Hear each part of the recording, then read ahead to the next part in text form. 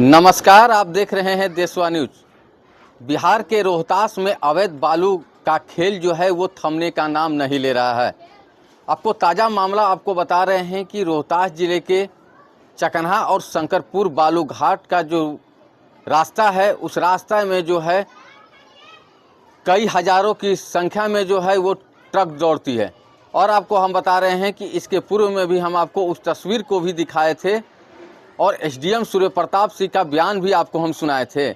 लेकिन वहाँ के जो चकन्हा और शंकरपुर बालू घाट के जो ग्रामीण रहते हैं, उन्होंने विरोध करते हैं और उन्होंने जो है मंत्री से लेकर डीएम तक जो है उन्होंने लिखित आवेदन देते हैं। लेकिन उसके बावजूद भी जो है अवैध तरीके से जो है उस रास्ते में जो है कई गाड़ी जो है उसी रास्ते में चलती है। लेकिन सबसे बड़ा सवाल ये उठता है कि उसी रास्ते में जो है एक प्राथमिक विद्यालय है और आंगनवाड़ी है, और उस गांव के जो बच्चे हैं, छोटे छोटे जो बच्चे हैं, उसी स्कूल में पढ़ने के लिए जाते हैं। लेकिन इसी को लेकर जो है जब जिलाधिकारी से जब बात की गई तो जिलाधिकारी ने साफ तौर पर जो है मीडिया से बात करते हुए उन्होंने मना किया है।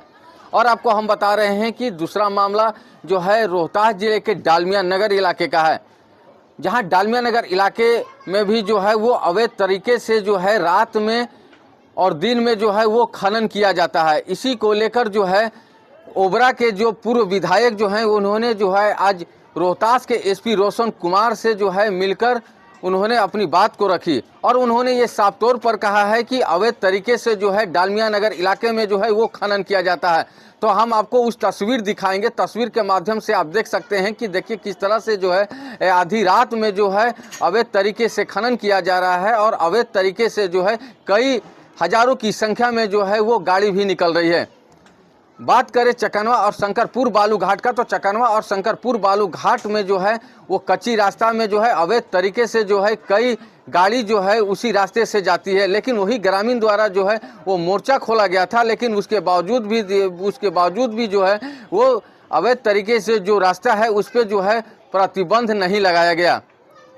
तो देखिए हम आपको तस्वीर दिखा रहे हैं। तस्वीर के माध्यम से आप देख सकते हैं कि किस तरह से जो है चकन्हा और शंकरपुर बालू घाट के जो ग्रामीण हैं उन्होंने साफ तौर पर कहा है कि एसडीएम से लेकर डीएम तक और डीएम से लेकर मंत्री तक भी पत्र लिखा गया है, लेकिन इसके बावजूद भी जो है किसी भी तरह की कोई कार्रवाई नहीं किया गया है और अवैध तरीके से जो है उसी रास्ते में जो है हजारों की संख्या में जो है वो ट्रक चलती है।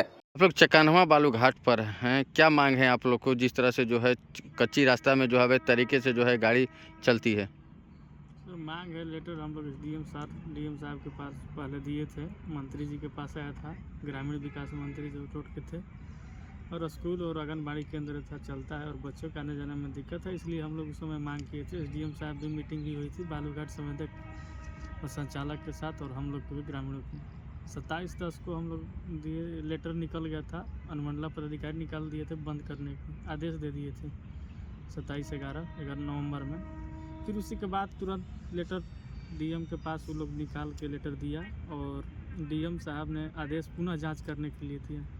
उसके बाद एसडीएम साहब छुट्टी में थे, उस समय डीसीएलआर थे, जांच करने के लिए एक मीटिंग बुलाएं और उसको तुरंत उनका निरस्त करके 11/12/2024 तक स्टार्ट किए कि रास्ता चलेगा। घाट का कुछ यथी कहता है राजस्व की क्षति दिखाने के लिए वहाँ वैकल्पिक रास्ता भी था, वहाँ हम लोग ग्रामीण लिख के दिए थे। उस घाट संचालक और संवेदक के पास 2 वैकल्पिक रास्ता था, उस घाट में चलाने से दिक्कत है, आप लोग इस रास्ता में चलाइए। लेटर में लिख कर डीएम साहब को भी दिए थे। जब हम लोग लेटर ही निकाल दिए हैं 11 से लेकर 24 तक 2012 दिसंबर के लिए चलाने के लिए, पुनः फिर उस लेटर को लागू होना चाहिए था जो एसडीएम साहब पुराना वाला निकाले थे 27 नवंबर 2011 को। यही मांग है कि वो बंद हो गया है, जिसका निकाले थे 11/12/2024 से लेकर 24/12/2024 तक। उसका जो कागज़ है लिख के दिए थे एसडीएम साहब को, उतना देर में रास्ता खोज ले या तो फिर उसको चलाने के लिए दिए थे। उसको पुनः प्रयास करके फिर हम लोग डीएम साहब से मांग करेंगे कि वही बंद किया जाए, कि ताकि उसका टाइम ख़त्म हो गया। वो जो आप समय दिए थे राजस्व की क्षति ना हो, उसके पास 2 वैकल्पिक रास्ता है, उसमें चालू करें। क्या नाम है आपका? हम लोग का नाम पंकज कुमार सिंह है सर। और मैडम बोली थी कि राजस्व की कमी के लिए मतलब आप भरत भूषण अपर सचिव के पास लेटर लिए। ग्रामीण हम लोग गए वहाँ आवेदन दिए, भरत भूषण सर जो अपर सचिव हैं ग्रामीणों के पक्ष में आवेदन दिए कि फिर से जांच करके वैकल्पिक रास्ता में घर चलाने के लिए आदेश दिया जाए डीएम को, यही आदेश था सर। इसका जिम्मेवार आप किसको मान रहे हैं? मैं जिम्मेवार इसका मान रहा हूँ कि सबसे बड़ी बात है कि प्रशासन अपना जिम्मेवारी पहले तय करे कि वो उसका अंदर में आता है कि नहीं बालू। अगर नहीं आता है तो मैं जिम्मेवार मानूंगा कि खनन विभाग है, क्योंकि खनन विभाग के पास डिफेंस नहीं होता, पुलिस नहीं होती है। तो मुझे लगता है कि खनन विभाग जब भी आता है तो इन्हीं पुलिसों को लेकर आता है, चाहे डेहरी थाना हो चाहे डालमिया नगर थाना हो। और आप देख सकते हैं कि ये रेल पुल गिरने वाला है, रेल का ब्रिज जो है वो गिरेगा, क्योंकि पाया के नीचे से जितना बालू था वो सब निकाल के लेके चला गया। मैं एक जागरूक नागरिक होने के नाते और यहाँ पे कुछ विकास करना चाहते हैं, इसलिए मुझे बोलना पड़ता है और सबसे दुश्मनी लेनी पड़ती है, लेकिन उस दुश्मनी लेने का परिणाम भी बालू नहीं बच रहा है। ये सबसे खतरनाक चीज़ है। इसीलिए मैं डेहरी डालमिया नगर के जो भी नागरिक हैं उनसे मैं कहना चाहता हूँ, आप देख सकते हैं कि वहाँ पे जो श्मशान घाट था, श्मशान भी गायब हो गया है, क्योंकि वहाँ जलाने के लिए जगह ही नहीं बचा है। वहाँ से सारा बालू निकल गया, जिसके वजह से नदी आया और पूरा बालू बहा के भी ले गया। तो मुझे ऐसा लगता है कि श्मशान घाट बचाने, रेलवे का पुल बचाने और ये क्षेत्र का ये जितना भी घर बना है, ये घर के सारा जिम्मेवारी जो है खनन विभाग को। मैं खनन विभाग के पदाधिकारी, माइनिंग ऑफिसर रोहतास और इंस्पेक्टर पर केस करने जा रहा हूं। कोर्ट में मैं केस करूंगा, क्योंकि उन्हीं के वजह से ये सब कुछ सत्यानाश होगा, क्योंकि वो लोग अपना जिम्मेवारी निभा नहीं रहे हैं और वो लोग बालू बेचवा रहे हैं। क्योंकि बालू बिना बिके हुए, बिना पैसा लिए हुए, तो ये लोग एक मुट्ठी बालू यहाँ से नहीं जा सकता था। तो मुझे ऐसा लगता है यहाँ पे बालू का ऐसा हालत हो गया है कि हड्डी हटा श्मशान घाट के हड्डी को हटाकर वहाँ से बालू लेके जा रहा है सब।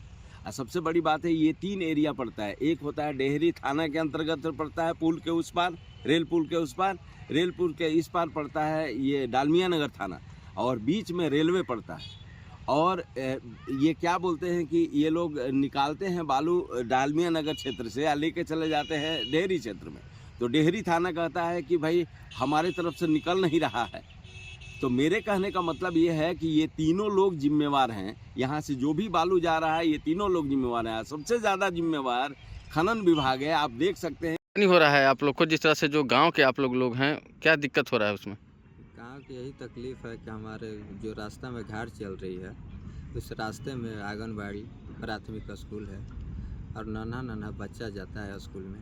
अगर किसी प्रकार के मान के चलिए क्षति एक बार हो गया है, कितने बार हो चुका है, लेकिन हम लोग आवेदन दे के थक गए बेचारे। एक बार आए सूर्य प्रताप सिंह जो डीएम है, बहुत ईमानदार व्यक्ति हैं, वो जनता के पक्ष सुने और क्या हाल मीटिंग बुलाकर घाट संचालक संवेदक के द्वारा हुआ और ग्रामीणों के बीच में भी हुआ। तो वो एक बार अपना लेटर जारी कर दिए कि वैकल्पिक रास्ता रहते हुए उस रास्ते में घाट ना चले और किसी प्रकार के ग्रामीणों की क्षति ना हो। लेकिन यहाँ एसडीएम साहब छुट्टी चल गए तो फिर डीसीएल आ रहा है। डीसीएल फिर आपातकालीन मीटिंग बुलाया गया। उस दिन संडे दिन था, ग्रामीणों के बीच मीटिंग हुआ और 24 आवर 24 घंटा के अंदर घाट को फिर चालू कर दिया गया और उनका जो आदेश था उन्हें निरस्त कर दिया गया। ऊपर अधिकारी से आप लोग मिले? डीएम साहब से भी मिले। डीएम साहब यही बोली कि हम विभाग के खिलाफ नहीं जा सकते हैं, अगर आप लोग को जाना है तो ऊपर जाइए। हम लोग ऊपर भी गए, ऊपर से लेटर भी आया। अब मैडम क्या बोल रही हैं कि हम विभाग के विपक्ष में नहीं ना जा सकते हैं। अब 14 दिन का फिर टाइम मिला। जब टाइम मिला उन लोग का रास्ता नीचे देखने के लिए, तो सब रास्ता देखी ना, ऊपर से लेकर नीचे तक सब भ्रष्ट और करष्ट अधिकारी बैठा हुआ है, एक एसडीएम को छोड़कर। क्या नाम है आपका? विमलेश कुमार नाम है। और एसपी सर भी बोले आज शाम में हम लोग मीटिंग करते हैं एसडीएम सर से और एएसपी सर से। आज हम लोग कुछ निष्कर्ष निकालते हैं। और इसके थोड़ा देर पहले अभी एसडीएम ऑफिस में भी हम गए थे, एसडीएम सर से मिले थे, माननीय श्री सूर्य प्रताप सिंह जी से। तो भी बोले कि हाँ एएसपी सर से बात हुई है आपके तो मैटर पे, तो हम इस पर हम रिपोर्ट भी मांगे हैं वहाँ से, ये खनन विभाग से। तो कैसे ले जाएगा वो अपना समझेगा। कुछ दिनों पहले एसडीएम के द्वारा ही अवैध जो वहाँ पे बालू नदी गाड़ियाँ उसको लेकर के नो एंट्री भी जारी की गई थी। हाँ। इसके बावजूद धड़ल्ले से चालू था क्या? नो एंट्री तो कहीं लागू नहीं है। वो नो एंट्री वो सिर्फ नाम में बस था। वो समझ ही रहे आप क्या कहना चाहते हैं। यदि है तो वहाँ का थाना, अभी हम थाना से भी एक रिपोर्ट मांगने आदेश देने वाले हैं कि आपने यहाँ पर रोक लगाने से संबंधित यदि आपने पहले आदेश मांगा है या कि ये आदेश वो किसी प्रकार का मदद मांगी है अपने वरीय अधिकारी से, तो आप हमको वो लिखित निर्गत आदेश का सार्वजनिक कीजिए उसको। यदि नहीं, अब देखना ये दिलचस्प होगा कि किस तरह से जो है डीएम मैडम हैं और एसडीएम सूर्य प्रताप सिंह हैं, और जी अगर हम बात कहें खनन के, तो खनन के जो अधिकारी हैं किस तरह से जो है उस रास्ते पे जो है वो लगाम लगा पाएंगी। अगर हम कहें कि रोहतास में जो है बालू माफिया का जो है हौसला इतने बुलंद है, वो सिर चढ़ कर बोलते हैं, और वहाँ पे दिन के उजाले में भी जो है वो अवैध तरीके से जो है कच्ची रास्ता से जो है वो बालू के गाड़ी जो है वो चलते रहती है, और वहाँ पे जो है एक प्राथमिक स्कूल भी है और आंगनबाड़ी भी है। उसी तरह जो है पूरे रोहतास जिले में जो है अवैध खनन का खेल जो है वो थमने का नाम नहीं ले रहा है। सभी जगह जो है वो अवैध खनन किया जा रहा है। तो डालमिया नगर के देखिए कि डालमिया नगर में भी जो है बीच रात में जो है अवैध तरीके से खनन किया जा रहा है, और अवैध तरीके से जो है कई गाड़ी को भी निकाला जा रहा है। देशवा न्यूज के लिए रोहतास से रुपेश कुमार।